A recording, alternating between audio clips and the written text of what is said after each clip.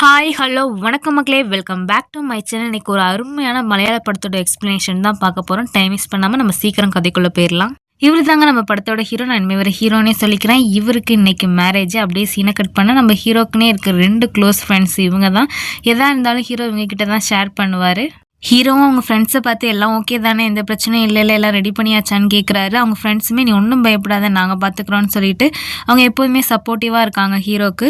கொஞ்ச நேரத்தில் பொண்ணையும் அழைச்சிட்டு வந்துடுறாங்க. கேரளா சைட்லாம் எப்போதுமே பொண்ணுங்களுக்கு அதிக நகை போட்டு தான் கல்யாணம் பண்ணி தருவாங்க. அதே மாதிரி இந்த பொண்ணுக்கும் 100 பவுன் நகை போட்டிருக்காங்க.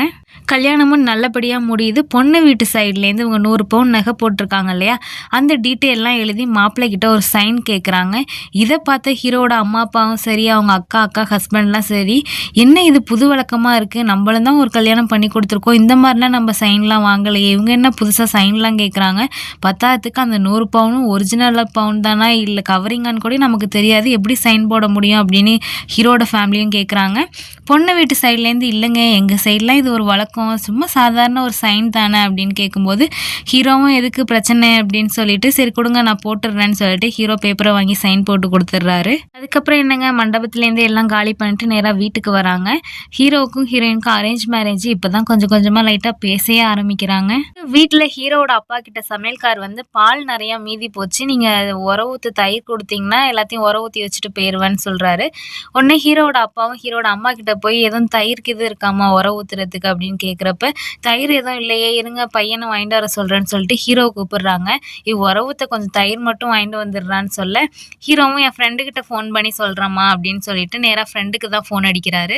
ஃப்ரெண்டு எங்கே போயிருக்காங்கன்னு பார்த்தீங்கன்னா வீட்டில் நிறைய விருந்தாடிலாம் வந்திருப்பாங்க இல்லையா, அதில் ஒருத்தரை பஸ் ஸ்டாண்டில் பஸ் ஏற்றி விடுறதுக்காக போயிருப்பார்.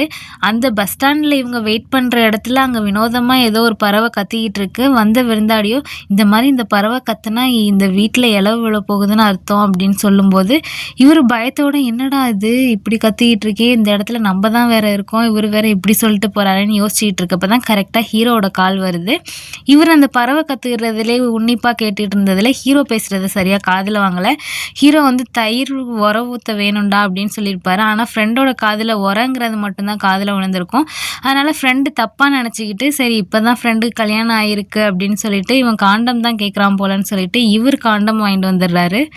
ஃப்ரெண்டும் திங்ஸ்லாம் வாங்கிக்கிட்டு வீட்டுக்கு வந்துடுறாரு. கரெக்டாக ஹீரோட அப்பா வெளில வர என்ன உன்கிட்ட ஃபோன் பண்ணி அவன் தயிர் வாங்கிட்டு வர சொன்னானே, உர ஊற்று தயிர் வாங்கிட்டு வந்துட்டியான்னு கேட்கும்போது இதை மட்டும் அவன் என்கிட்ட சொல்லவே இல்லையே அப்படின்னு சொல்லிட்டு வாங்கிட்டு வந்த திங்ஸை இன்னொரு ஃப்ரெண்டுகிட்ட கொடுத்து இதை ஹீரோ கிட்ட கொடுத்துருன்னு சொல்லிட்டு மறுபடியும் ஒரு தயிர் வாங்க போகிறாரு.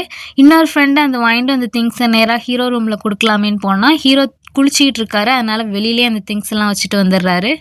கரெக்டாக அந்த நேரத்தில் தான் ஹீரோயின் பால் எடுத்துகிட்டு வராங்க. ஹீரோவும் குளிச்சு முடிச்சுட்டு வெளில வராரு. அப்போ இது என்னங்க ஏதோ ஒரு பார்சல் மாதிரி இருக்கேன்னு பிரித்து பார்த்தா அதுலேருந்து காண்டம் பேக்ஸ்லாம் கீழே கொட்டுது. இதை பார்த்த ஹீரோயினுக்கு அப்படியே பயம் வர ஆரம்பிச்சிருது.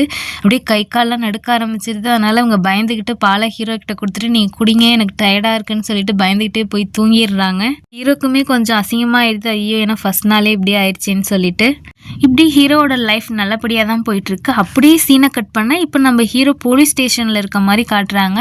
என்னடா அனுச்சு இப்போ தான் கல்யாணம் ஆன மாதிரி காட்டினாங்க, அதுக்குள்ளே போலீஸ் ஸ்டேஷனில் இருக்காரேன்னு பார்த்தா ஹீரோயின் ஹீரோ மேலே 3 கேஸ் கொடுத்துருக்காங்கன்னு சொல்லி கம்ப்ளைண்ட் பேப்பரை படித்து பாருங்கன்னு சொல்லி ஸ்டேஷனில் கொடுத்துருக்காங்க. போலீஸ் ஆஃபீஸரும் உங்களுக்கு கல்யாணம் ஆகி எத்தனை நாள் ஆகுதுன்னு கேட்கும்போது 1.5 மாதம் தான் ஆயிருக்குன்னு சொல்கிறாரு. 1.5 மாதத்துலேயே உன் மேலே 3 கேஸாப்பா, அந்த கம்ப்ளைண்ட் பேப்பரை படிச்சுப்பாரு, அதில் ஃபோட்டோ காப்பிக்கு இது எடுத்துடக்கூடாதுன்னு சொல்கிறாரு.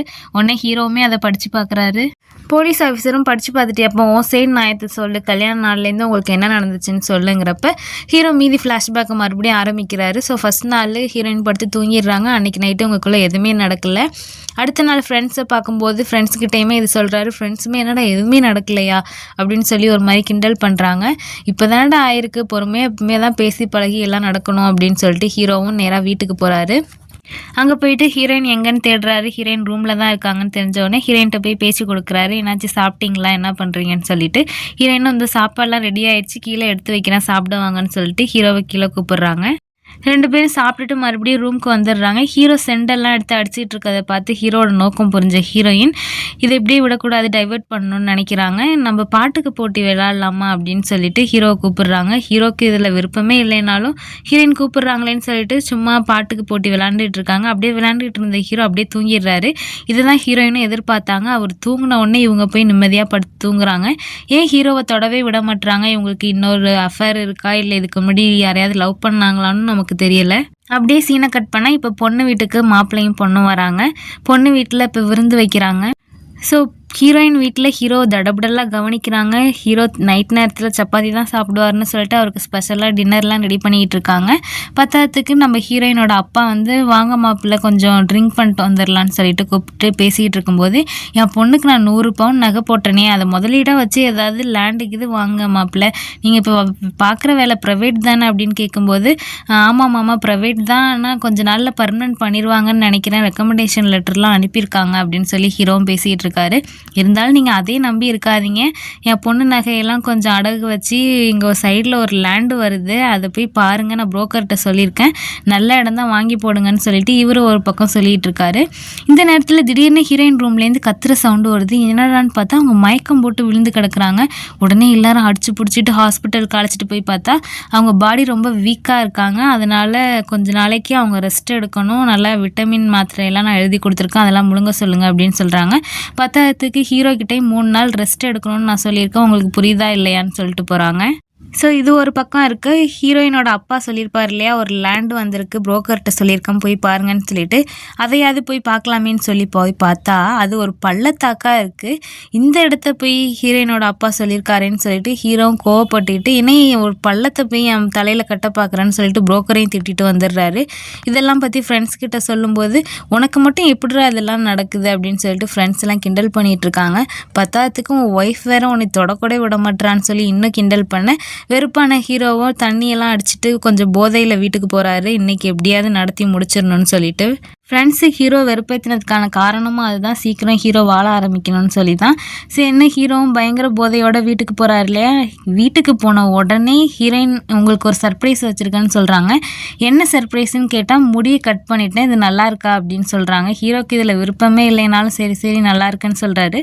அப்புறம் இன்னொரு சர்ப்ரைஸ் ஒன்று வச்சுருக்கேன், என் ஃப்ரெண்டு ஒருத்தி அப்ராடில் போய் ஒரு டிகிரி படிக்க போகிறா, நானும் அங்கே போய் படிக்கலான்னு இருக்கேன், அதுக்கு 15 லட்சம் செலவாகும், அதுதான் எங்கள் அப்பா அம்மா எனக்கு 100 பவுன் நகை போட்டிருக்காங்க இல்லையா, அதை அடகு வச்சு எனக்கு அந்த காசில் படிக்க வைங்கன்னு சொல்லி கேட்கும்போது ஹீரோக்கு பயங்கர கோவம் வருது. உங்கள் அப்பா என்னன்னா ஒரு பள்ளத்தாக்க காமிச்சு அதை நகையை விற்று வாங்குங்கன்னு சொல்கிறாரு, நீ என்னன்னா படிக்கணும்னு சொல்கிற, இதெல்லாம் கல்யாணத்துக்கு முன்னாடி என்கிட்ட சொல்லவே இல்லையே அப்படின்னு கேட்கும்போது, எனக்கு இப்போ தான் அது தோணுச்சு, அதனால் நான் இப்போ தான் சொல்கிறேன்னு சொல்லிட்டு ஹீரோயின் சொல்கிறாங்க. ஹீரோக்கு பயங்கர கோவம், உங்கள் அப்பா ஒன்று சொல்கிறாரு, நீ ஒன்று சொல்கிற, என்னாலாம் நகையை தர முடியாது அப்படின்னு சொன்னோன்னா கோவமான ஹீரோயின் நேராக கண்ணாடியில் போய் பார்த்து நின்று அவங்க தலையை அவங்களே முட்டிக்கிட்டு வீட்டில் ஹீரோ தான் அடிச்சிட்டாருன்னு சொல்லி பயங்கர ட்ராமா பண்ணுறாங்க. இது எல்லாத்தையுமே ஹீரோ போலீஸ் ஆஃபீஸர்கிட்ட சொல்லிகிட்டு இருக்காங்க. போலீஸ் ஆஃபீஸர் ரொம்ப ஃபீல் பண்ணுறாரு, உன் நிலமையை பார்த்தா எனக்கே கஷ்டமாக தான்ப்பா இருக்குது. அவங்க இப்போ கேட்டிருக்கிறதுல என்னன்னா, ஃபஸ்ட்டு நகையை உங்கள்கிட்டேருந்து வாங்க பார்க்குறாங்க, அந்த 100 பவுன் நகையும் உங்கள்கிட்ட தானே இருக்குன்னு கேட்கும்போது, ஆமாம் சார் என்கிட்ட தான் இருக்குன்னு ஹீரோவும் சொல்கிறாரு. அந்த நகையை ஒரு நல்ல கடையில் போய் எடை பார்த்து லிஸ்ட்டு போட்டு அதை வந்து எங்கள் முன்னாடியே அவங்கக்கிட்ட ஒப்படைச்சிருங்க, அது அப்போ தான் உங்களுக்கு பிரச்சனை வராமல் இருக்கும், மீதி 2 கேஸை என்னன்னு பார்த்துக்கலாம், ஃபஸ்ட்டு இப்போதைக்கு நகை ஒப்படைங்க, அதுதான் உங்களுக்கு நல்லதுன்னு சொல்கிறாரு. அது மட்டும் இல்லாமல் உங்கள் மேலே உங்கள் ஒய்ஃப் 498A கேஸ் வேறு போட்டிருக்காங்க, நீங்கள் குடிபோதையில் அவங்க பர்மிஷன் இல்லாமல் அவங்கள தொட்டிங்கன்னு போட்டிருக்காங்க, அவங்கள தேவையில்லாமல் வரதட்சணை கொடுமை கேட்டு பணம் கேட்டு கொடுமைப்படுத்துனீங்களாம், பத்தாயிரத்துக்கு அப்யூஸ் வேறு பண்ணியிருக்கீங்களாம், அவங்கள போட்டு குடிச்சிட்டு வந்து அடிச்சிருக்கீங்கன்னுலாம் அவங்க கம்ப்ளைண்ட் கொடுத்து வச்சுருக்காங்க, உங்கள் ஃபேமிலி மேலேயும் கம்ப்ளைண்ட் கொடுத்து வச்சுருக்காங்க, அதனால் நீங்கள் ஃபஸ்ட்டு இந்த நகையை கொடுங்க, மீதி கேஸை அப்புறம் பார்ப்போன்னு சொல்கிறாரு. அதுக்கப்புறம் வந்து நான் ஹீரோயின் வேறு இப்போ ஹாஸ்பிட்டலில் இருக்காங்களாம், அவங்கள்ட்ட வாக்குமூலம் வாங்குறதுக்கு ஒரு போலீஸ் ஆஃபீஸர் போகிறாரு, அவரையும் கொஞ்சம் பார்த்து கவனிச்சு விடுங்கன்னு சொல்ல அந்த போலீஸ் ஆஃபீஸருக்கும் ஹீரோ கொஞ்சம் காசு கொடுக்குறாரு. ஹீரோயின் அட்மிட் ஆகிருக்கிறதெல்லாம் சும்மா ஹீரோ மேலே கேஸை ஸ்ட்ராங்காக ஆக்கிறதுக்காக தான் போலீஸ்க்கும் தெரியுது, இருந்தாலும் போய் விசாரிக்க வேண்டியது எங்கள் கடமைன்னு சொல்கிறாங்க. அப்புறம் வந்து போலீஸ் ஆஃபீஸர் நகையெல்லாம் ஒப்படைக்கணும்னு சொன்னாங்க இல்லையா, அதனால் நகையெல்லாம் எடுத்துகிட்டு வந்து ஒரு நகைக்கடையில் எல்லாத்தையும் எடை போட்டு லிஸ்ட்டு போட்டு போலீஸ் ஆஃபீஸர் முன்னாடியே 100 பவுன் நகையும் ஒப்படைச்சிடுறாங்க. ஹீரோக்கு பயங்கர மனவேதனை. நம்ம எந்த தப்புமே பண்ணாமல் நம்ம மேலே இத்தனை கேஸ் போட்டிருக்காளே அப்படின்னு சொல்லிட்டு இவருக்கு ரொம்ப ஃபீல் பண்ணுறாரு. என்னடா இப்படி ஆயிடுச்சு, ஆசைப்பட்டு கல்யாணம் பண்ணி வாழலான்னு பார்த்தா இப்படிலாம் நடக்கிற பொண்ணுங்க இப்படிலாமா இருப்பாங்கன்னு சொல்லிட்டு வருத்தப்படுறாரு. டெய்லியும் வீட்டுக்கு குடிச்சிட்டு வராரு. இதை பார்த்தா வீட்டில் இருக்கவங்களுக்கும் ரொம்ப மனசு வருத்தமாக போயிடுது. ஃப்ரெண்டுக்கிட்ட நீங்களாவது கொஞ்சம் அட்வைஸ் பண்ணுங்கப்பா, அவனை குடிக்க வேணான்னு சொல்லுங்கன்னு சொல்கிறாங்க. இதில் பத்தாயிரத்துக்கு ஹீரோ வந்து ப்ரைவேட்டாக தானே இருக்காரு, இன்னும் பர்மனெண்ட் ஆகலை. அதுக்காக ரெக்கமெண்டேஷன் லெட்டர்லாம் அனுப்பியிருந்தாங்க இல்லையா அவரை பர்மனெண்ட் ஆக்கிறதுக்கு. இவர் மேலே 3 போலீஸ் கேஸ் இருக்கனால அந்த லெட்டரும் கேன்சல் ஆயிடுது. பத்தாயிரத்துக்கு இவர் மேலே போலீஸ் கேஸ்லாம் இருக்கனால இவரை வேலையை விட்டும் தூக்க போகிறாங்களாம். இதை வேறு மேனேஜர் கூப்பிட்டு சொன்னோன்னே இவருக்கு இன்னும் மனசு வேதனையாயிருது. ஆல்ரெடி வீட்டில் எல்லாரும் மன கஷ்டத்தில் இருக்காங்க, இதை வேறு சொன்னால் இன்னும் வருத்தப்படுவாங்கன்னு சொல்லிட்டு ஹீரோக்கு வேலை போன விஷயத்த வீட்டில் சொல்லாமல் மறைச்சிடுறாரு. கரெக்டாக அந்த நேரத்தில் தான் ஹீரோ மேலே ஃபேமிலி கோர்ட்டில் இன்னொரு கேஸ் போட்டிருக்காங்கன்னு சொல்லிட்டு அந்த இதுவும் வருது. இதை பார்த்து ஹீரோக்கு இன்னும் மனசு வேதனையாகிடுது. சரி, நேராக ஒரு வக்கீலை போய் பார்த்து வக்கீலை பிடிக்கிறாரு. வக்கீல் வந்து அட்வான்ஸ் ஃபீஸே 30,000ன்னு சொல்கிறாரு. அவங்களுக்கு என்னென்ன நோட்டீஸ்லாம் அனுப்பியிருக்காங்களோ அதுக்கு பதில் நோட்டீஸ் நம்ம அனுப்பணும். அதுக்கு என்னோட அசிஸ்டண்ட்டுக்கிட்ட போங்க, எல்லாம் சொல்லியிருக்கேன், அவங்க டைப் பண்ணி பதில் மனு அனுப்புவாங்கன்னு சொல்கிறாரு. பத்தாயிரத்துக்கு டைப் பண்ணுறதுக்கான காசு எனக்கான அட்வான்ஸ் 30,000 நீங்கள் பே பண்ணிடுங்கன்னு சொல்கிறாரு. ஒன்றும் பயப்படாதீங்க, எல்லாத்தையும் சரி பண்ணிடலாம், உங்கள் பேரில் 3 கேஸ் இருக்குது, எல்லாத்தையும் சரி பண்ணிடலாம், ஒன்றும் பயப்படாமல் போங்க, அட்வான்ஸ் ஃபீஸை கட்டிடுங்கன்னு வக்கீல் சொல்கிறாரு.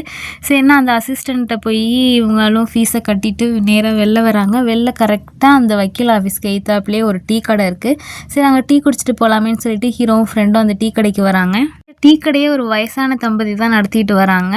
ஸோ அவங்க வந்து என்னப்பா இந்த வக்கீலை தான் பார்க்க வந்திருக்கீங்களா, எங்கள் கேஸை கூட அந்த வக்கீல் தான் எடுத்து நடத்துகிறாரு, நல்ல வக்கீல், எல்லாம் நல்லபடியாக நடக்கும்னு சொல்லி பேசிகிட்டு இருக்கும்போது அந்த வயசானவர் வந்து பிரியாணி சாப்பிட காசு வேணும்னு சொல்லி கேட்குறாரு. இதை பார்த்த ஹீரோவோ, இந்தாங்க நான் காசு தரேன், போய் பிரியாணி சாப்பிடுங்கன்னு சொல்ல உடனே இந்த அம்மா வயசான அம்மா சொல்கிறாங்க, அவர் யார் காசு கொடுத்தாலும் வாங்க மாட்டார் தம்பி, நான் கொடுத்தா தான் வாங்குவார்னு சொல்ல ஹீரோவும் டீ குடிச்சிட்டு 200 ரூபாய் கொடுக்குறாரு. சில்லறை இல்லைன்னு சொல்ல மீதி காசை நீங்களே வச்சுக்கோங்கன்னு சொல்லிட்டு போகிறாரு. அவர் ஏன் இப்படி சொல்கிறாருன்னா, இவர் பிரியாணி சாப்பிடணும்னு காசு கேட்டார் இல்லையா, அதுக்கு இது உதவியாக இருக்கும்னு சொல்லிட்டு தான் கொடுத்துட்டு போகிறாரு. பத்தாயிரத்துக்கு ஃப்ரெண்டுக்கிட்ட வர வழியில் ஆமாம் அவங்க கேஸையும் நம்ம வக்கீல் தான் பார்க்குறாருன்னு சொன்னாங்களே, அப்படின்னா அவங்களுக்கு கேஸ் போயிட்டுருக்குன்னு கேட்கும்போது இப்போ தாங்க ஃப்ரெண்டு அந்த கதையை எடுத்து சொல்கிறாரு. இந்த வயசான டீ கடை வச்சு நடத்திட்டு இருக்காங்க இல்லையா, இந்த தம்பதிக்கு ஒரே ஒரு பையன், அவன் கவர்மெண்ட் ஜாபில் தான் இருப்பார், கல்யாணமும் பண்ணி வச்சு அவங்களுக்கு குழந்தையும் பிறந்திருக்கும். திடீர்னு ஆக்சிடெண்ட்டில் அவங்களோட ஒரே ஒரு பையன் இறந்து போயிருப்பார். இதனால் அந்த பையனுக்கு கிடைக்க வேண்டிய வேலையை கூட மருமகளுக்கு தான் வாங்கி கொடுத்துருப்பாங்க. பத்தாயிரத்துக்கு பாலிசி போட்ட பணத்தையும் மருமகளுக்கு தான் கொடுத்துருப்பாங்க. இருந்தும் அந்த பொண்ணு வந்து இதெல்லாம் பத்தாதுன்னு சொல்லிட்டு அவங்கள்ட்ட இருக்க ஒரே ஒரு வீடு, ஒரு சின்னோண்டு நிலம் இருக்குது, அதுவுமே வேணும்னு சொல்லிட்டு கேஸ் போட்டிருக்காலாம். இவங்க வயசானவங்க, அவங்களுக்கு இருக்கிறதுக்குன்னு இருக்கிறது அந்த ஒரே ஒரு வீடும் அந்த டீ கடை வச்சு நடத்திட்டு இருக்க அந்த நிலமும் தான். அதையும் கொடுத்துட்டு அவங்க என்ன பண்ணுவாங்கன்னு தெரியல. எப்படி இவங்க இறந்ததுக்கப்புறம் அதெல்லாம் அவங்க மருமகளுக்கு தான் போகுது, அது வரைக்கும் வெயிட் பண்ணுமான்னு சொன்னால் கூட அந்த பொண்ணு கேட்க மாட்டுது. ஸோ அந்த கேஸ் தான் போயிட்டுருக்குன்னு சொல்லிட்டு ஹீரோ கிட்ட சொல்லிட்டு வராரு. இங்கே அப்படியே சீனை கட் பண்ணால் ஹீரோட அம்மா அப்பா டிவி பார்த்துட்டு இருக்காங்க. டிவியில் என்ன பார்த்துட்டு இருக்காங்கன்னா, இந்த 2 ஃபேமிலிக்குள்ளே பிரச்சனைன்னு சொல்லிட்டு டிவியில எல்லாம் ரியாலிட்டி ஷோ மாதிரி வச்சு நடத்துவாங்க இல்லையா, 2 பேரையும் 2 சோஃபா போட்டு உட்கார வச்சு நடுப்புற ஒருத்தவங்க நியாயம் பேசுவாங்க இல்லையா, அந்த ஷோவை பார்த்துட்டு இது நல்லா இருக்கே, சரி நம்ம பையனே அங்கே அழைச்சிட்டு போகலாமான்னு பேசிகிட்டு இருக்காங்க. இதை பார்த்த ஹீரோ டென்ஷன் ஆகிட்டு, அம்மா எனக்கே 1008 பிரச்சனை, ஏமா நீங்கள் இதை வேற பேசிக்கிட்டு இருக்கீங்கன்னு சொல்லிட்டு ஹீரோ கோவமாக உள்ளே போயிடுறாரு. அடுத்து ஹீரோவோட கேஸ் ஹியரிங்க்கு வருது. எல்லாரும் கோர்ட்டுக்கு வராங்க. ஹீரோவோட வக்கீலும் வராரு, ஹீரோயின் சைடு வக்கீலுமே வராங்க. வந்து கோர்ட்டில் வந்து வாதாடுறதுக்கு முன்னாடியே கல்யாணம் ஆகி எவ்வளோ நாள் ஆகுதுன்னு கேட்கும்போது 1.5 மாதம்தான் ஆகுதுன்னு சொல்கிறாங்க. அது மட்டும் இல்லாமல் அவங்க ஹீரோ வீட்டில் வாழ்ந்த நாள் வெறும் 10 நாள் தான். அதுக்கப்புறம் அவங்க அப்பா வீட்டுக்கு போயிட்டாங்க. ஸோ கல்யாணம் ஆகி வெறும் 10 நாள் தான் வாழ்ந்துருக்காங்க. இப்போதைக்கு எதுவும் வாதாட வேணாம், கவுன்சிலிங் போகட்டும் அப்படின்னு சொல்லிடுறாங்க. ஹீரோவும் ஹீரோயினும் இப்போ கவுன்சிலிங் போகிறாங்க. கவுன்சிலிங் 2 பேரும் சேர்ந்து தான் அட்டன் பண்ணுறாங்க. ஆனால் ஹீரோயின் எக்கச்சக்கமான பொய் புகாரை ஹீரோ மேலே வைக்கிறாங்க. ஹீரோ குடிச்சிட்டு வந்து என்னை அடித்தார், என்கிட்ட வரதட்சணை கேட்டார், அதை பண்ணார் இதை பண்ணாருன்னு சொல்லிட்டு ஹீரோவும் பக்கத்துலேயே தான் இருக்கார். ஹீரோ வந்து இதெல்லாம் நான் பண்ணல மேடம், அவங்க இதெல்லாம் சும்மா சொல்கிறாங்க, என் மேலே பொய் வழக்கு சொல்கிறாங்கன்னு சொல்கிறாங்க. 2 பேரும் பொறுமையாக இருங்க, ஒருத்தராக உங்கள் சைடு உள்ள நியாயத்தை சொல்லுங்கன்னு சொல்லிட்டு சைக்காலஜிஸ்ட்டும் கேட்டுக்கிட்டு இருக்காங்க. சில நாட்கள் போகுது. அதுக்கப்புறம் ஹீரோ வந்து அவர் சைடு நியாயத்தெல்லாம் எடுத்து வைக்கும்போது ஹீரோயின் ஒரு நாள் கூட ஹீரோவை தொடவே அனுமதிக்கலைங்கிறத இவங்க புரிஞ்சுக்கிட்டு, ஒருவேளை உங்கள் ஒய்ஃப் உங்கள் கல்யாணத்துக்கு முன்னாடி வேறு யாரையாவது லவ் பண்ணியிருப்பாங்களோன்னு எனக்கு தோணுது, அதனால தான் அவங்கள தொடவே விடலைன்னு தோணுது, நீங்கள் எதுக்கும் அவங்க பேக் சைட்லாம் விசாரிச்சு பார்த்தீங்களா அப்படின்னு சொன்னோன்னே தான் ஹீரோக்கு இது வரைக்கும் அந்த மாதிரி ஒரு டவுட்டே வந்ததில்லை. அவங்கள நான் சந்தேகமும் பட்டதில்லை. நீங்கள் சொல்கிறீங்க, இருந்தாலும் நான் போய் வீட்டில் ஏதாவது கிடைக்குதா என்னன்னு தேடி பார்க்குறேன், அவங்க எதுவும் மறைச்சி வச்சுருக்காங்களான்னு சொல்லிட்டுன்னு ஹீரோக்கும் கொஞ்சம் சந்தேகம் வருது. ஏன்னா இந்த சைக்காலஜிஸ்ட் ஒரு பாயிண்ட் எடுத்து கொடுக்கவும் ஹீரோ என்ன பண்ணுறாரு, நேராக வீட்டுக்கு போகிறாரு. இவங்க 10 நாள் தான் இருந்தாங்க இல்லையா, அதுக்கப்புறம் அவங்க அம்மா வீட்டுக்கு போயிட்டாங்க. இவங்க திங்ஸ்லாம் இன்னும் அங்கே தான் இருக்குது, ஹீரோ வீட்லேருந்து எடுக்கலை. அப்படியே சீனை கட் பண்ணால் ஹீரோவுக்கு 2 ஃப்ரெண்ட்ஸ் இருக்காங்கன்னு சொன்னேன் இல்லையா, அதில் ஃப்ரெண்ட் நம்பர் 2 வந்து ஆம்புலன்ஸ் டிரைவராக இருப்பார். அவருக்கு தான் இப்போ பொண்ணு பார்த்துட்டு இருக்காங்க. பொண்ணு மாப்பிள்ளையும் தனியாக பேசணும்னு சொன்னோன்னே பொண்ணு வந்து நம்ம ஃப்ரெண்டுக்கிட்ட எல்லாத்தையும் விசாரிக்கிறாங்க. நீங்கள் என்ன படிச்சிருக்கீங்க, என்ன வேலை பார்க்குறீங்க, உங்கள் அம்மா அப்பா இருக்காங்களா, உங்கள் கூட பிறந்தவங்க எத்தனை பேர், உங்களுக்கு சொந்த வீடு இருக்கா, உங்கள் சொத்து பத்து என்ன, நிலம் எவ்வளோ இருக்குது அப்படின்னு எல்லா டீட்டெயிலையும் விசாரிக்கிறாங்க. இதை பார்த்து ஹீரோ வந்து சரி நீங்கள் என்ன படிச்சிருக்கீங்க, உங்கள் அம்மா அப்பா என்ன பண்ணுறாங்க, உங்களுக்கு சொத்து பத்து எவ்வளோ இருக்குது அப்படின்னு ரிப்பீட்டில் இவங்க கேட்ட கேள்வியெல்லாம் கேட்கும்போது, என்ன நீங்கள் எதுக்கு இதெல்லாம் என்கிட்ட கேட்குறீங்க, வரதட்சணை எதிர்பார்க்குறீங்களா, இதெல்லாம் கேட்கக்கூடாது அப்படின்னு சொல்லிட்டு இந்த பொண்ணு சொன்னோன்னே, நீங்கள் எங்கள்கிட்ட கேட்டால் மட்டும் அது நார்மல் வெரிஃபிகேஷனுக்காக நீங்கள் கேட்குறீங்க, நாங்கள் உங்கள்கிட்ட இதே திருப்பி கேட்டால் அது வரதட்சணை கேட்குற மாதிரியா அப்படின்னு சொல்லிட்டு கோவமாக திட்டிட்டு போகிறாரு. பத்தாவதுக்கு அந்த பொண்ணோட அப்பா கிட்டேயும் எங்கள் அம்மா அப்பா வரப்போகிற பொண்ணுங்க பார்த்துக்கலேனாலும் பரவாயில்ல, எங்களை பார்த்துக்க விட்டால் போதும் அப்படின்னு சொல்லிட்டு நல்லா பொண்ணு வளர்த்துருக்கீங்க அப்படின்னு சொல்லிட்டு ஒரு கோவமாக போகிறாரு. இப்படியே சீனை கட் பண்ணால் வக்கீலோட ஆஃபீஸ்க்கு எய்த்தாப்பில் ஒரு வயசான தம்பதி டீ கடை வச்சு நடத்திக்கிட்டு இருக்காங்கன்னு சொன்னேன் இல்லையா, அவங்களோட கேஸ் தான். வக்கீல் வந்து இதை கேஸ்மாக கொண்டு போகாமல் 2 பேருக்குள்ளே ஏதாவது சமாதானம் பேசி வாங்கி கொடுக்கலாமான்னு பார்த்து தான் அந்த மருமகளையும் வர சொல்லி நம்ம அந்த வயசானவரையும் கூப்பிட்டு பேசிகிட்டு இருக்காங்க. ஏம்மா எப்படியும் இவங்க இறந்து போனதுக்கப்புறம் அந்த இடமும் வீடும் உங்களுக்கு தான் வரப்போகுது, நீங்கள் ஏன் இப்படி வெயிட் பண்ணாமல் இப்படி கேஸ் போட்டு வாங்கணும்னு நினைக்கிறீங்கன்னு கேட்கும்போது அந்த பொண்ணு பயங்கரமாக கோவப்படுறா. அதெல்லாம் கிடையாது, இவங்க சாகிற வரைக்கும்லாம் என்னால் வெயிட் பண்ண முடியாது, கேஸ் நடக்கிறபடி தான் நடக்கும், நான் வாபஸ்லாம் வாங்க மாட்டேன்னு சொல்கிறாங்க. அப்போ கூட இந்த வயசானவர் பாருங்கள், பேர பிள்ளைங்களுக்கு ஸ்நாக்ஸ் வாங்கிட்டு வந்திருக்கம்மா, எடுத்துகிட்டு போமான்னு சொல்லி ஸ்நாக்ஸை கொடுத்தா அதை கூட அந்த பொண்ணு பிடுங்கி தூக்கி போட்டுட்டு போகுது. இந்த பெரியவருக்கு ரொம்ப வருத்தம் ஆயிடுது. ஏன்னா 4 பேருக்கு முன்னாடி இந்த பொண்ணு இப்படி நடந்துட்டாளின்னு சொல்லிட்டு ரொம்ப வருத்தப்பட்டு இவரும் வேதனையோட போகிறாரு. அப்படியே சீனை கட் பண்ணால் ஹீரோவை காட்டுறாங்க. ஹீரோவை அவங்க அம்மா அப்பா எழுப்பி விட்டுட்டு இந்த மாதிரி இந்த ஒரு கோயிலில் போய் இந்த பரிகாரம்லாம் பண்ணால் எல்லா பிரச்சனையும் தீர்ந்துருமாண்டா, அதனால் அந்த நாள் ஃப்ரீயாக இருந்துக்கும், நம்ம கோயிலுக்கு போய் சாமி கும்பிட்டுட்டு வந்துடலான்னு சொல்கிறாங்க. ஹீரோவுமே சரின்னு சொல்கிறாரு. அப்போ தான் ஹீரோக்கு கரெக்டாக அவரோட ஃப்ரெண்டு கால் பண்ணி பேசுகிறாரு. என்ன ஆச்சுன்னு பார்த்தீங்கன்னா, அந்த வக்கீலோட ஆஃபீஸ்க்கு எய்த்தாப்பில் ஒரு வயசான தம்பதி டீ கடை வச்சு நடத்திட்டு இருந்தாங்க இல்லையா, அந்த கேஸோட ஜட்ஜ்மெண்ட் வந்துருச்சு. இந்த வயசானவங்க இருக்க அந்த வீடு இடத்துல 50% மருமகளுக்கு கொடுக்கணுங்கிற மாதிரி தான் வந்திருக்கு. இதை கேட்டு மனம் உடஞ்சி போன அந்த பெரிய ஒரு தூக்குமாட்டி தற்கொலை பண்ணிக்கிட்டாரு. ஸோ அந்த இறப்புக்கு தான் நம்ம ஹீரோ போயிருக்காரு. ரொம்ப வருத்தப்படுறாரு. அந்த பாட்டியம்மா கூட ரொம்ப அழுதுகிட்டு இருக்கு, எப்படின்னு நாங்கள் இறந்தோன்னே இது எல்லாமே அவளுக்கு தானே கிடைக்க போகுது, இப்படி பண்ணிட்டாலேன்னு சொல்லி அழுதுகிட்டு இருக்காங்க. இதை பார்த்து ஹீரோக்கு ரொம்ப மனசு உடஞ்சி போயிடுது. இவர் கேஸ் வேற போயிட்டு இருக்கு இல்லையா, அதோட இதை கனெக்ட் பண்ணி அவர் ரொம்ப ஃபீல் பண்ண ஆரம்பிக்கிறாரு.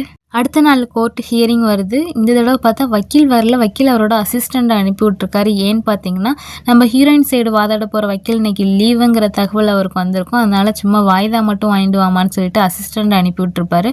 ஆனால் அங்கே தான் பெரிய ட்விஸ்ட்டு. லீவுன்னு நினச்சி வரமாட்டவர்னு நினச்சவர் வந்துட்டார். இவங்களுக்கு என்ன பண்ணுறதுனே தெரியல, ஒரே பதட்டமாக ஆயிடுது. ஸோ கேஸும் ஆரம்பிக்குது. ஹீரோவோட ஆப்போசிட் லாயரோ எக்கச்சக்கமான குற்றச்சாட்டுகளை ஹீரோ மேலே அடுக்கிக்கிட்டே போகிறாரு. இவர் ஹீரோயின் வந்து அவங்க அம்மா வீட்டுக்கு போனோடனே இவர் ஃபோன் அடித்து அவங்க பத்திரமா போனாங்களான்னு கூட விசாரிக்கலை. அப்படி ஒரு லெத்தாஜிக்கலாக இருந்திருக்காரு. பத்தாவதுக்கு போட்டு வந்த நகையெல்லாம் கோல்டான்னு விசாரிச்சிருக்காரு. இது பத்தாவது லேண்டு வாங்க காசு வேணும்னு கேட்டிருக்காருன்னு எக்கச்சக்கமான பொய் குற்றச்சாட்டுகளை அடுக்கிக்கிட்டே போக ஹீரோ சைட்லேருந்து வாதாட வந்த அந்த அசிஸ்டன்ட் லாயரோ பயந்துக்கிட்டு அப்படியே உட்காந்துருக்காங்க, ஒன்று கூட பேசல. இதெல்லாம் பார்த்து ஹீரோ டக்குன்னு அப்ஜெக்ஷன் யுவர் ஆனர்னு சொல்லிடுறாரு. இதை பார்த்து வக்கீல யார் அப்ஜெக்ஷன் சொன்னதுன்னு கேட்கும்போது நான் தான் சொன்னேன்னு சொல்கிறாரு. சரி, உங்கள் சைட்லேருந்து வாதாடுற வக்கீல் அமைதியாக இருக்கும்போது உங்கள் தரப்பு தயத்தை நீங்களே சொல்லலான்னு சொல்லிட்டு ஹீரோக்கு பர்மிஷனும் கொடுக்கப்படுது. அப்போ தான் ஹீரோயின் சொல்கிறாங்க, நான் ஃபோன் பண்ணி விசாரிக்கலன்னு வக்கீல் சொல்கிறாரே ஐயா, அவங்கள வந்து அழைச்சிட்டு போனது அவங்க அப்பா தான். பத்தாவதுக்கு எனக்கு கோர்ட் ஸ்டேஷன்லேருந்து ஒரு ஆர்டர் வந்துச்சு, இது மாதிரி உங்கள் ஒய்ஃபை நீங்கள் நேரில் பார்த்து பேச முயற்சி பண்ணக்கூடாது, ஃபோன் கால்லாம் எதுவும் பண்ணக்கூடாதுன்னு சொல்லிட்டு. ஸோ ரூல்ஸே அப்படி இருக்கும்போது நான் எப்படி அவங்களுக்கு ஃபோன் பண்ணி விசாரிக்க முடியும்? பத்தாவதுக்கு நான் அவங்கள்ட்ட எந்த நகையும் கேட்டதில்லை, அவங்க எங்கள் கூட வாழ்ந்ததே ஒரு 10 நாள் தான், அவங்கள நான் அடித்தது கூட கிடையாது அப்படின்னு சொல்லிட்டு இவர் தரப்பில் எல்லாத்தையும் எக்ஸ்பிளைன் பண்ணிக்கிட்டு இருக்காரு. இதை பார்த்து சுற்றி இருக்கவங்க எல்லாருக்குமே ஆச்சரியம், நல்லா ஒரு வாதாடுறாரு, நியாயத்தை எடுத்து வைக்கிறாருன்னு சொல்லிட்டு. அதுக்கப்புறம் கவுன்சிலிங்கும் இன்னும் அட்டன் பண்ணிட்டு தான் இருக்காங்க. இந்த தடவை சேர்ந்து அட்டன் பண்ணாமல் தனித்தனியாக அட்டன் பண்ணிட்டு இருக்காங்க. ஸோ ஆல்ரெடி இந்த சைக்காலஜிஸ்ட் ஆல்ரெடி ஹீரோ கிட்ட சொல்லியிருப்பாங்க, உங்கள் ஒய்ஃப் உங்களை தொடவே விட அனுமதிக்கலைன்னா அவங்களுக்கு வேறு யார் கூடயாவது அஃபேரோ இல்லை யாரையாவது இதுக்கு முன்னாடி லவ் பண்ணியிருந்திருக்கலாம்னு சொல்லியிருப்பாங்க இல்லையா? அதை பற்றி எதுவும் விசாரித்து பார்த்தீங்களான்னு கேட்கும்போது தான் ஹீரோக்கு மறுபடியும் ஞாபகம் வருது. நான் என்னன்னு பார்க்குறேன்னு சொல்லிட்டு போகிறாரு. இப்போ நேராக ஹீரோ எங்கே போகிறாருன்னா அவரோட வக்கீலை பார்க்க தான் போகிறாரு. எதுக்கு நீங்கள் திடீர்னு வராமல் உங்களோட அசிஸ்டண்ட் அனுப்பிவிட்டீங்க, அந்த பொண்ணு ஒன்றுமே பேசாமல் அப்படியே உட்காந்துருக்குன்னு சொல்லிட்டு இருக்கும்போது தான் இவர் சாரிப்பா, இனிமேல் இது மாதிரி நடக்காது, ஒன்றும் கவலைப்படாத, அடுத்தடுத்து நம்ம பேசி எல்லாத்தையும் சரி பண்ணிக்கலாம், நான் கரெக்டாக வந்துடுறேன்னு சொல்லிட்டு வக்கீலும் ஹோப் கொடுக்குறாரு. சரி, நான் ஒரு அர்ஜென்ட் வேலையாக வெளில போகிறேன், நீ அந்த சைக்காலஜிஸ்ட் சொன்னாங்க இல்லையா, அது மாதிரி உன் ஒய்ஃபுக்கு ஏதாவது அஃபர் இருக்கா என்னன்னு நீங்கள் விசாரிக்கிற வேலையை பாருங்கள், துணைக்கு எதுவும் வேணும்னா என் அசிஸ்டண்ட்டை கூப்பிட்டுக்கங்கன்னு சொல்லிட்டு போகிறாரு. ஐயோ உங்கள் அசிஸ்டண்ட்டாக வேணாம்ப்பான்னு சொல்லிட்டு ஹீரோவும் நேராக வீட்டுக்கு போகிறாரு. ஸோ அவங்களோட பேக்லாம் இதை எடுத்து செக் பண்ணி பார்க்குறாரு. எதுவும் ரகசியமாக லெட்ரு, பேப்பர், ஃபோட்டோ ஏதாவது வச்சுருக்காங்களான்னு சொல்லி செக் பண்ணும்போது ஒரு பென்ட்ரைவ் கிடைக்குது. சரின்னா அந்த பென்ட்ரைவை லேப்டாப்பில் போட்டு பார்க்குறாங்க. அவங்க காலேஜில் படித்த ஃப்ரெண்ட்ஸ் கூட நிறைய ஃபோட்டோஸ் வச்சுருக்காங்க. அதில் ஒரு பையன் கூட எடுத்த ஃபோட்டோவும் இருக்குது. ஹீரோ லேப்டாப்லேருந்து அந்த ஃபோட்டோவை ஃபோனில் எடுத்து வச்சுக்கிறாரு. இப்போ ஹீரோ அவங்க அம்மா அப்பா அன்னைக்கே சொல்லியிருப்பாங்க இல்லையா, ஒரு கோயிலுக்கு போய் இந்த பரிகாரம்லாம் பண்ணணும்னு சொல்லிட்டு அந்த கோயிலுக்கு போகிறாங்க. அந்த கோயிலில் பார்த்தா நம்ம வக்கீலோட அசிஸ்டன்ட் லேடி இருக்காங்க இல்லையா, அவங்க அந்த கோயிலில் இருக்காங்க. போய் பார்த்து பேசலாமேன்னு போகிறாரு. சார் இங்கேயே 4 பேர் முன்னாடியே என்னை அசிங்கப்படுத்திடாதீங்க சார்னு ஹீரோ அவங்களும் பயந்துக்கிட்டு பேச, அப்படிலாம் ஒன்றும் இல்லைங்க, அன்றைக்கி ஏதோ கோவத்தில் பேசிட்டேன் அப்படின்னு சொல்லிட்டு இவங்க 2 பேரும் நல்லா பேசி பழக ஆரம்பிக்கிறாங்க. அது மட்டும் இல்லாமல் ஹீரோயின் படித்த காலேஜோட அட்ரஸ், அவங்க தங்கியிருந்த ஹாஸ்டல் அட்ரஸ்லாம் கண்டுபிடிச்சிட்டு நாளைக்கு போய் விசாரிக்கலான்னு இருக்கேன்னு சொல்லும்போது, நீங்கள் மட்டும் தனியாக போகிறீங்க, நானும் வரேன்னு சொல்லிட்டு அசிஸ்டன்ட் லாயரும் கூட வராங்க ஹீரோ கூட. 2 பேரும் சேர்ந்து அவங்க இருந்த எல்லா இடத்தையும் போய் விசாரிக்கிறாங்க. அப்போ தான் ஹீரோயினுக்கு ரொம்ப க்ளோஸ் ஃப்ரெண்டு ஒருத்தவங்க இருக்காங்கன்னு தெரிய வருது. ஸோ அந்த ஃப்ரெண்டை போய் பேசலாமேன்னு சொல்லிட்டு அவங்க வீட்டை கண்டுபிடிச்சோம் அவங்க வீட்டுக்கு போகிறாங்க. கிட்டத்தட்ட அன்றைக்கி நைட் ஆயிடுது. ஹீரோவுமே ரொம்ப லேட் ஆயிடுச்சு, நீங்கள் வேணால் போகிறீங்களா, நான் மட்டும் விசாரிச்சுட்டு வரேன்னு கேட்கும்போது, அதெல்லாம் பரவாயில்லைங்க, நானும் உங்கள் கூட வரேன்னு சொல்லிட்டு அன்டைமாக ஆனாலும் பரவாயில்லன்னு சொல்லிட்டு அந்த ஃப்ரெண்டு வீட்டுக்கு போய் கதவை தட்டிட்டு வெளில நிற்கிறாங்க. அப்போ கரெக்டாக ஹீரோயினோட ஃப்ரெண்டும் வராங்க. நீங்கள் வருவீங்கன்னு எனக்கு தெரியும், அவளை பற்றி விசாரிக்கன்னு சொல்லிட்டு இப்போ தாங்க எல்லா ஸ்டோரியும் இவங்க சொல்ல ஆரம்பிக்கிறாங்க. நம்ம ஹீரோயினோட ஃப்ரெண்டு என்ன சொல்கிறாங்கன்னு பார்த்தீங்கன்னா, சின்ன வயசில் எங்கள் அப்பா குடிச்சிட்டு எங்கள் அம்மாவை போட்டு அடின்னு அடிப்பார், பத்தாவதுக்கு எண்ணெயும் போட்டு பயங்கரமாக அடிப்பார். ஒரு தடவை என் கையே வெட்டிட்டார், எனக்கு ஒரு கை இல்லை. ஸோ இதனாலே எனக்கு ஆண்களை பார்த்தாலே பிடிக்காது. இப்படி இருக்கும்போது தான் நான் ஹாஸ்டலில் படிக்கும்போது எனக்கு ஹீரோயினோட ஃப்ரெண்ட்ஷிப் கிடச்சிது. 2 பேரும் நல்லா படித்தோம். எங்களோட கனவு லட்சியம் எல்லாமே அப்ராடில் போய் இந்த ஒரு மாஸ்டர் டிகிரியை படித்து ஒரு பெரிய நல்ல இடத்துக்கு போகணுங்கிறது தான் எங்களோட எய்மாக இருந்தது. இந்த மாதிரி ஒரு சூழ்நிலையில் தான் உங்களோட வரன் வரவும் அவளை டக்குன்னு கல்யாணம் பண்ணி கொடுத்துடலாங்கிற ஒரு ஐடியாவில் அவங்க ஃபேமிலி சைடு போனாங்க. அப்போ தான் என் ஃப்ரெண்டு ஒரு பிளான் போட்டால், எப்படியும் வீட்டில் போய் இவ்வளோ காசு செலவு பண்ணி நம்மளை படிக்க வைக்க மாட்டாங்க, நம்மளுக்கு கல்யாணம் பண்ணும்போது நமக்கு நகை போட்டு தருவாங்க இல்லையா, அந்த நகையை விற்று எப்படியாவது அப்ராட் போய் படிச்சிடலாம் அப்படிங்கிறது தான் இவங்களோட ஸ்கெட்சு. அந்த நகை மூலியமாக வர பணத்துக்காக மட்டுமே தான் ஹீரோவை கல்யாணமும் பண்ணியிருப்பாங்க. ஸோ இதெல்லாம் ஹீரோ கண்டுபிடிச்சிட்டார் இல்லையா, ஃப்ரெண்டையும் கோர்ட்டுக்கு அழைச்சிட்டு வந்திருப்பார். எல்லா உண்மையும் தெரிஞ்சு போச்சுன்னொடனே இவங்களும் மறைக்காமல் எல்லாத்தையும் லாயர்கிட்ட ஹீரோயின் எல்லா உண்மையும் சொல்லிடுறாங்க. ஹீரோயின் தரப்பு லாயரோ, என்னோட கட்சிக்காரர் என்கிட்ட எல்லா உண்மையும் சொல்லாததுக்கு நான் மன்னிப்பு கேட்குறேன், எங்கள் மேலே தான் தப்புன்னு ஹீரோயினோட லாயருமே ஒத்துக்கிறாங்க. இப்போ ஹீரோ அவரோட தரப்பு நியாயத்தை சொல்கிறாரு. இவங்க அவங்களோட சுயநலத்துக்காக மட்டுமே இந்த கல்யாணத்தை பண்ணி என் வாழ்க்கையை நாசம் பண்ணியிருக்காங்க, இதில் வீணாக போகிறது என் வாழ்க்கை தான், அதை அவங்க கவனிக்கலை. சென்சஸ் கணக்குப்படி பார்த்தா அதிகப்படியான பெண்கள் ஆண்களோட கொடுமையினாலும் வரதட்சணை கொடுமையினாலும் அபியூஸ்னாலும் தற்கொலை பண்ணிட்டு இறக்குறாங்க. ஆனால் இந்த பெண்களோட கவுண்டை விட ஆண்களோட கவுண்டு தான் அதிகமாக இருக்குது. எங்களோட தரப்பு நியாயத்தை வெளியில் யாருமே சொல்ல மாட்டாங்க. பெண்களுக்குன்னு இவ்வளோ சட்டங்கள் இருக்கும்போது அதை பயன்படுத்தி நிறையா பேரோட வாழ்க்கையை இவங்க ஃபேக்காக பொய் கேஸு போட்டு நிறைய பேர் வாழ்க்கையை அழிச்சிருக்காங்க. அப்படி தான் இவங்க என் மேலேயும் கேஸ் போட்டிருக்காங்க. நான் அவங்கள்ட்ட வரதட்சணை கேட்கவே இல்லை, அவங்களாவே இதெல்லாம் பொய்யான நிறைய அலிகேஷன் என் மேலே வச்சுருக்காங்க. என் மேலே இருக்க 3 கேஸையும் அவங்க வாபஸ் பண்ணணும். அது மட்டும் இல்லாமல் மாதம் 6000 என்கிட்டேருந்து ஜீவனாம்சம் வேணும்னு கேட்டிருக்காங்க. அந்த ஜீவனாம்சமும் என்னால் தர முடியாது, அவங்க கூட என்னால் சேர்ந்து வாழ முடியாது, அதனால எனக்கு அவங்ககிட்டேருந்து டிவோர்ஸும் வேணும்னு சொல்லிட்டு ஹீரோ கேட்குறாரு. ஸோ ஹீரோ எந்த தப்புமே பண்ணலை, எல்லாமே ஹீரோயினோட பொய் அலிகேஷன்னு தெரிஞ்ச உடனே கோர்ட் ஆர்டருமே இவங்க 2 பேருக்கும் டிவோர்ஸ் கொடுக்கணும், ஜீவவம்சமும் தர முடியாது, 3 கேஸையும் வாபஸ் வாங்கணும்னு சொல்லிடுறாங்க. ஸோ ஹீரோக்கு இப்போ தாங்க நிம்மதியாக இருக்குது. அதுக்கப்புறம் அவரோட அசிஸ்டன்ட் லாயரை போய் பார்க்குறாங்க. எப்படியோ நல்லபடியாக உங்களுக்கு எல்லா பிரச்சனையும் முடிஞ்சிருச்சு அப்படின்னு சொல்லும்போது, உங்களுக்கு வேலை வேறு போயிடுச்சு, இனிமேல் என்னங்க பண்ண போகிறீங்கன்னு அசிஸ்டன்ட் லாயர் கேட்கும்போது, இனிமேல் என் லைஃப்பை ஃபஸ்ட்லேருந்து ஸ்டார்ட் பண்ண போகிறேன் அப்படின்னு சொல்லிட்டு ஹீரோ ரொம்ப சந்தோஷமாக அவங்க ஃபேமிலியோட காரில் போயிட்டுருக்காங்க. ஸோ ஹீரோனோட அப்பா அம்மாவுக்கும் சரி, ஹீரோவோட அப்பா அம்மாவுக்கும் சரி அந்த பொண்ணு மேலே தான் தப்பு, நம்ம பையன் மேலே எந்த தப்பும் இல்லை அப்படின்னு சொல்லிட்டு ரொம்ப சந்தோஷமாக போயிட்டுருக்காங்க. இனிமேல் ஹீரோட வாழ்க்கை நல்லபடியாக அமையும். எந்த அளவுக்கு பெண்களுக்கு எதிரான குற்றம் நடக்குதோ அதே அளவுக்கு பெண்களுக்கு கொடுத்த சலுகை ஆண்களையும் நிறைய பேர் இந்த மாதிரி அபியூஸ் பண்ணுறாங்கன்னு சொல்லிட்டு ஆண்கள் சைடு இருக்க ஒரு பிரச்சனையை எடுத்து சொல்கிறது தான் இந்த படம். டைம் இருந்தால் எல்லோரும் இந்த படத்தை பாருங்கள். Thank you so much friend.